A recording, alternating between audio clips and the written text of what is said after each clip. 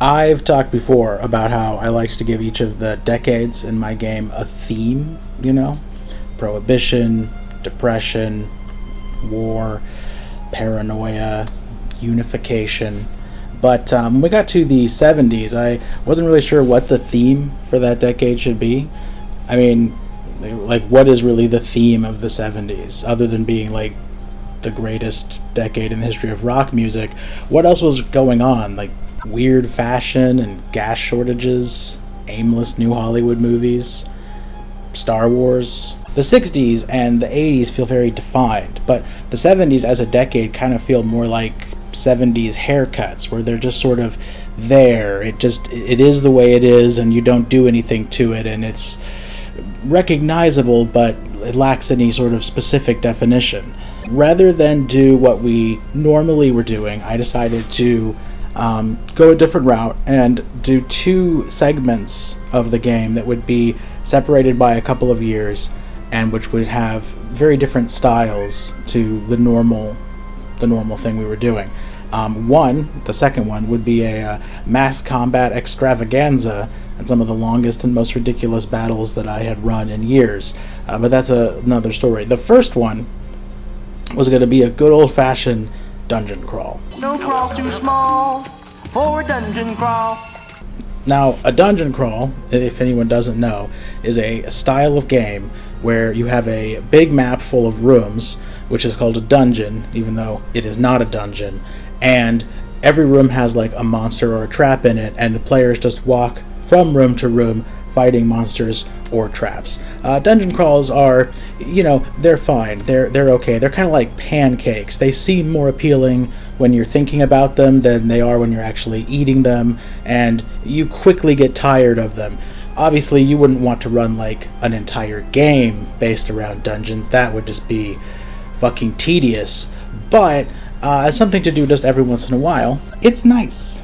And that brings us to Kaymakli. Now, Kaymakli is a real place in the real world. It's a city in Turkey, partially above ground, but there's large portions of it which are built underground, tunneled into the mountains.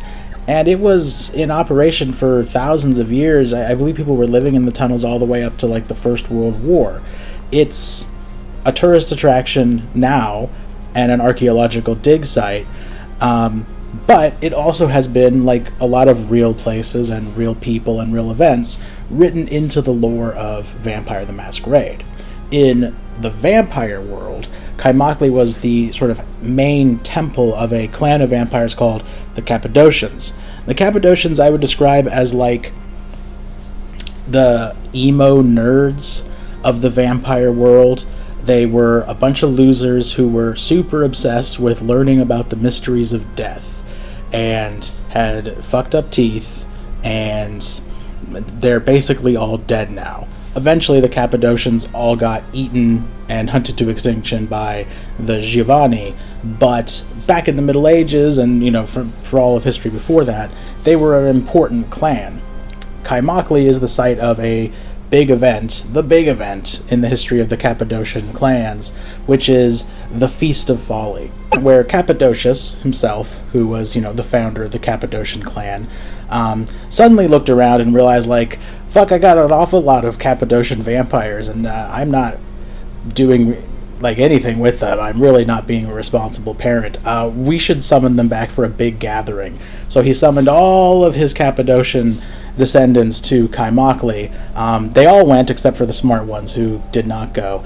And then he basically ran them through like Jeopardy, asked them a bunch of questions to determine who were the true believers, the intellectual elite, the uber nerds, as it were, and then who were just sort of like all the other bums that they had embraced along the way. And then all the bums got locked in the fucking underground city forever. He was like, what you win is a new car, and he like pointed at a tunnel, and all these guys were like, cool, let's go down here and see what's down there. And then he just like slammed the door, locked it up tight, and abandoned them, to fucking starve to death in the underground city of Kaymakli. This is an important moment in vampire history because it basically wipes out the Cappadocian clan. It's not that much longer after this, I think, that the Giovanni eat Cappadocius, because he's kind of an idiot, and then basically hunt the remaining Cappadocians down. So the entire Cappadocian clan, and also the entire Lamia clan, who are the servants of the Cappadocians, are basically wiped out as a result of this. And the Giovanni clan, and also another group that we'll talk about in a minute called the Harbingers of Skulls, basically only exist because of this. This all happened a long time ago, but in the modern day, Kaimakli is this, mysterious place. There's like a hidden underground city there that no one's quite sure how to get into. Like, you can wander around the parts of the underground city that humans have discovered and the humans are still aware of, but there's deeper secrets, the real deep lore, where there's like thousands of vampires that just got entombed down there alive and are probably all dead now, but who knows what mysteries could be in that place. And if you're thinking a giant underground hidden city full of ancient artifacts and vampires, that sounds like a great place for a dungeon crawl. That's also what I thought, and so that's where we went. This brings us to, the game's most pompous and inherently unlikable NPC, Beckett. I haven't been following you per se. We've just coincidentally been at the same places at the same time. I forgot a bunch of shit, which is why I'm wearing a different shirt now. I had to come back and record more video of myself talking to myself. I mentioned in the last video that Enzo and Lacroix hired Beckett to go and find the entrance to the lost city of Kaimakli, and he agreed because they offered to pay him a bunch of money, but more importantly because he's an archaeologist, and that's what he does. You call this archaeology? But archaeology is expensive and also dangerous, and also there's all kinds of spooky magic. So Beckett goes to Los Angeles to meet with the player characters, and they take him to Divya, who is the prince. And Divya is perfectly happy to fund this expedition, because as she will explain later to Nathan before they leave, she also wants to retrieve something from inside Kaimakli, an ancient book called the Codex of Ultimate Wisdom. The Codex of Ultimate Wisdom? The Codex of Ultimate Wisdom is a codex, and it has wisdom in it. I made it up. I mean, I didn't make it up. I stole it from the Ultima games, but in the context of Vampire, I made it up. So Nathan and Enzo are going to go to this place with a bunch of other people watching them and try to recover a magic sword and a magic book, one for the secret Gehenna cult that they're part of, and the other one for Divya, the prince that they report to, and they're going to do it without letting either of the people they're recovering these things know about the other one, if that's possible. The players speculated a lot about whether Divya and Lacroix knew what the other one was doing, and whether they were secretly working together or secretly working against each other, or whether they just had no interest in what the other one was doing and their two plans didn't really matter, or if they were just unaware of the other one. And they never really were able to figure out exactly what the situation was with that, and still have not to this day. So the players team consists of Enzo, Nathan, Shakaya. Shakaya, I can't remember if I think I mentioned Shakaya. She was the new player character that Anna created after Anna had to leave because of disagreements with the Camarilla, and also little Guillermo, Enzo's ghoul. And Beckett's team consists of Cassandra and Nick Knight and Matilda the Vampire Slayer, as well as there are various other NPCs. I seem to recall they had a bunch of gargoyles with them that the Tremere sent along for muscle. I can't remember if I brought it up or not in another video, but after she got put into the boo box, Cassandra was rescued by Nick and Smile and Jack, and since then, she has been hiding out in, my god, I forgot where it is, Casablanca. Since Cassandra's previous character, Lupita, had died, I just switched her over to playing Cassandra for this period so that, she would have something to do. And off we went to Kaimakli. Now, as soon as they get there, they immediately run into the Harbingers of Skulls. Now, the story behind the Harbingers of Skulls is that they are a group of Cappadocians who survived their clan's fall and annihilation. Not regular Cappadocians, because a few of them survived as well. They're super rare. Occasionally you run into one, but there are very few of them left. But there are also these other Cappadocians who didn't just survive the Giovanni genocide. They were actually among the ones who got locked in the fucking tomb and then somehow escaped. And when they got out, understandably, they're like, we're not part of that group anymore. Fuck the Cappadocians. Those guys are jerks. In this case, there is a member of the Harbingers of Skulls named Kurzid, I think that's how you pronounce his name, who was one of the major leaders of the Cappadocians before he got locked in the fucking dirt, and his faction of the Harbingers of Skulls are the ones that they run into here. Kurzid, just coincidentally, has also chosen this moment to return to Kaimakli, sneak in and steal some ancient artifacts like the Codex of Ultimate Wisdom. It has ultimate in the title, everyone's going to want it. So, in the history of the entirety of the world, they both chose this exact moment to go looking for this thing. And so they run into a bunch of these Harbingers and fucking kill them. And then eventually they break into Kaimakli, the super secret hidden part, and start exploring. Now, I'm not going to go through every fight and every trap and every room in Kaimakli. Not because I don't remember it, although I don't, but because it would just become tedious.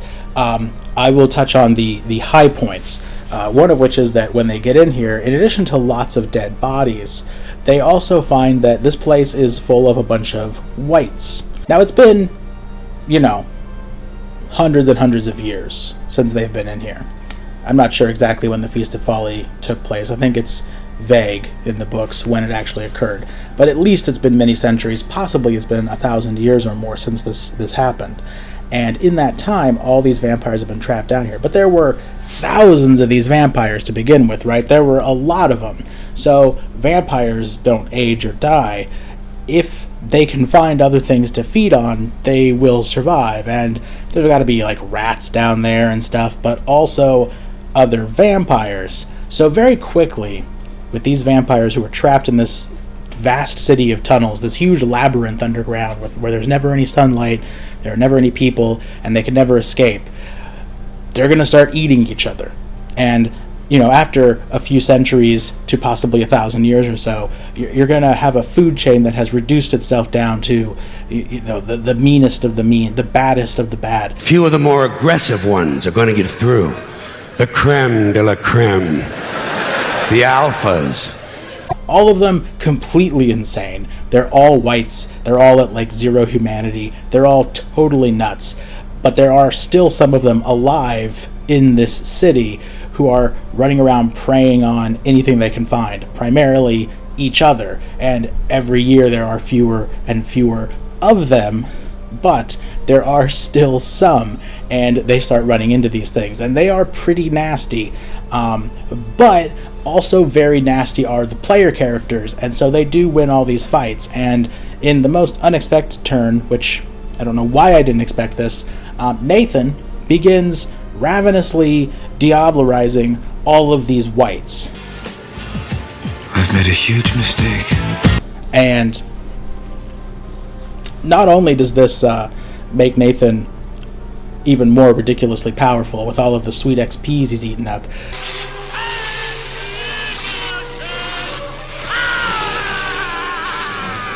but he also uses this to absorb memories from these whites, which he then tries to use to solve all of the puzzles in the dungeon. Quick aside on this slightly unrelated but related topic that annoys me. This is something that happens constantly in my games.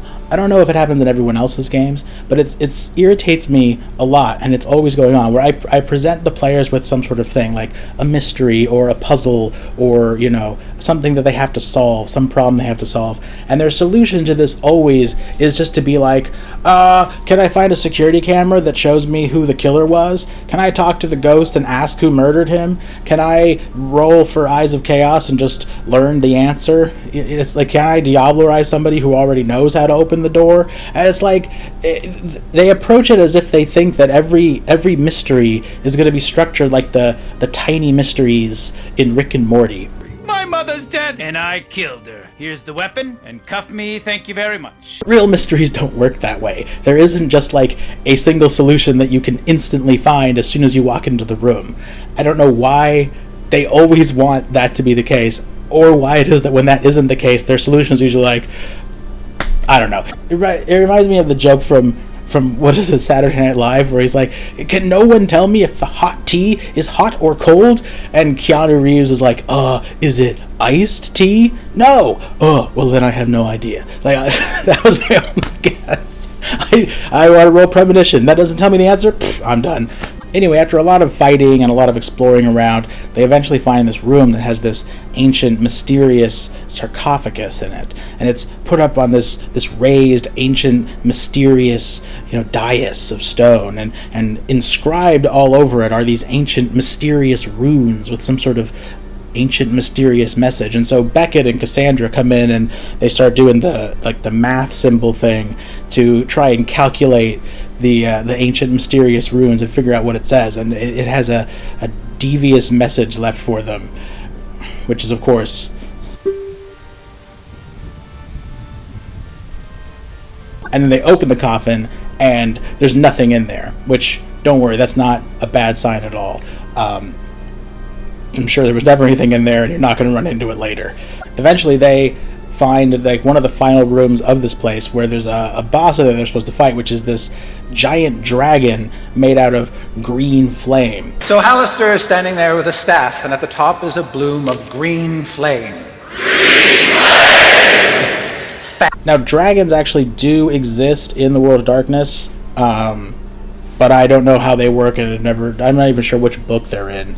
Mage. I remember I was at a LARP once where there was a dragon that was just incinerating people, and people were like waiting in line to go get killed by the dragon. But I don't know if it was like, I don't know if that comes from the Feywild or where dragons originate. Apparently they exist. This is a spectral dragon made out of green flame, which is one of the guardians of Kaimakli, and it asks them a riddle, I think. And the players had completely failed to solve any of the puzzles to learn the answers to this riddle, so they don't know the password to get past the dragon. So Cassandra used Eye of Chaos and guessed the correct answer to the riddle, and they didn't have to fight the dragon. Here's another. I'm the killer! Oh, wow, that one was really quick, wasn't it? They ask the dragon where the Sword of Troil is, and the dragon says, that's in the Minotaur room. And they say, how do we get to the Minotaur room? So the dragon directs them to the Minotaur room, which has two big Minotaur statues. One of them is very big, and the other one is very small, like in Final Fantasy VIII. But also in this room, there's like a giant puzzle door that looks like something out of Tomb Raider, with like all these glyphs you move, like you're playing Strange Brigade and you have to like shoot them in the right order to open it up, the magical scarabs or something. But also in this room there is Cursed, I don't know how to pronounce his name, Cursed, and his Harbingers of Skulls, and also one of the other guardians of Kaimakli who Cursed has managed to take control of, which is the Mummy. Oh, cracky mummies! Never a moment's peace when you're a globe-trotting adventurer. How will the Strange Brigade ever get out of this? Now, in World of Darkness, there is actually an entire spin-off game about mummies, and it's called Mummy. But I don't give a shit about it, so I've never read it. So I'm just making up what the Mummy does. If you are familiar with World of Darkness and you're like, that's not how mummies work, I don't care.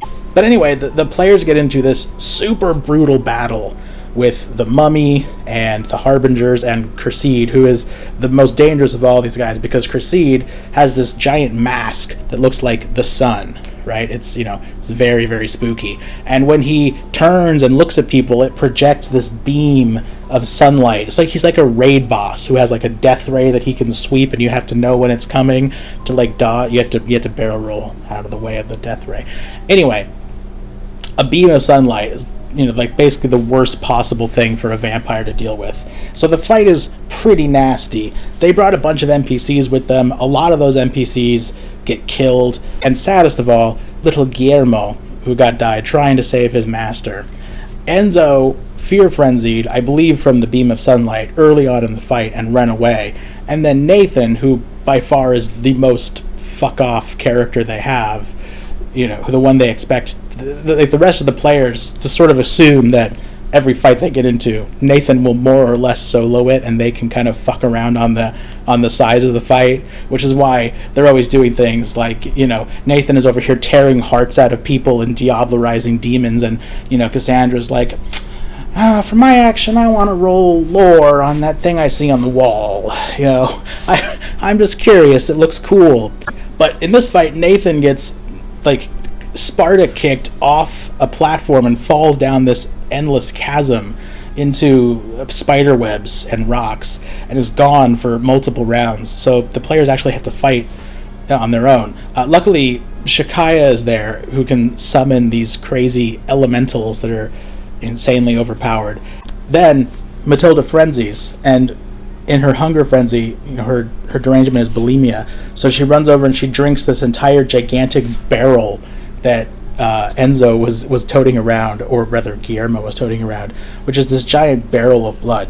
As a Ventru, Enzo can only drink specific blood. It's like he's addicted to chocolate milk, but he can only drink the really nice chocolate milk, has to be Dairy Gold. He's not going to drink Nesquik, or Safeway brand. Fuck that. I'm not drinking Great Value chocolate. I'm drinking Dairy Gold chocolate milk, or I'm drinking none of it.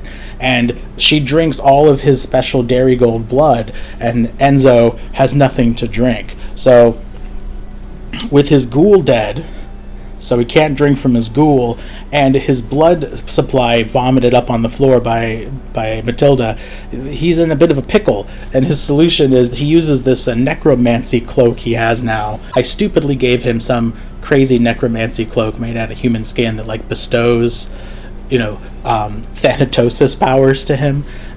So he uses that to turn himself into ash and shrink himself down into a little jar, and then Shakaya carries him back to Los Angeles in the jar.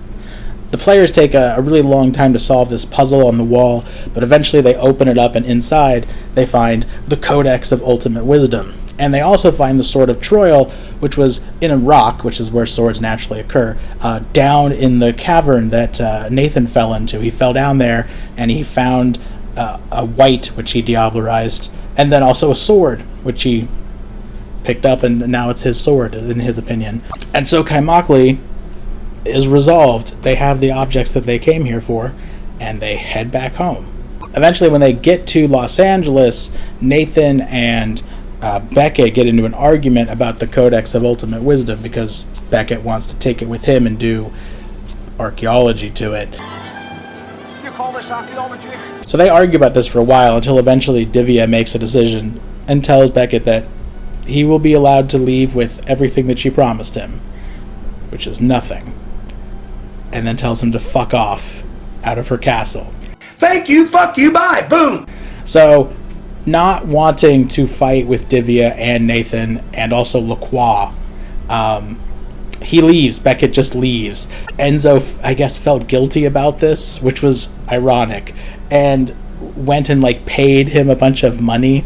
The fact that Enzo, who, brutally murders people all the time, has no concern for the life or happiness of anyone, least of all his own family members, and who just recently had his ghoul die, and his reaction to that was to summon his ghoul's ghost with his necromancy powers, berate and chastise his ghoul for dying at such an inconvenient time, and then bind his soul to his fucking diary so he could drag him around and continue to torment him as a ghost. But for some reason, when Beckett is insulted, Enzo's like, oh, I feel really bad about that, I'm gonna go try and make amends. It's also hilarious because Beckett's sad that he didn't get this one of a kind priceless artifact, completely beyond value, only one of it in the world, has secrets in it that potentially no one is meant to know, and Enzo's like, I feel really shitty that you didn't get that. What would make this better, $500? What could it cost? $10? And that was the expedition to Kaimakli, which was a nice little diversion, right? And I think the players enjoyed it. It's nice to get away sometimes from the stress and anxiety of like politics and maneuvering and backstabbing, and going into the other form of stress and anxiety of, you know, being almost killed by mummies and eaten alive by whites, and having multiple NPCs slaughtered in front of you, and being forced to solve puzzles that drive people into like an almost National Lampoon Vacation level of paranoid psychosis. But I think they enjoyed it. That's the dungeon crawl of The Lost City of Kaimakli. I hope you enjoyed it, and thanks for watching. Do you want me to look at the camera? Look at the camera. Oh my god. No. Don't do that. No!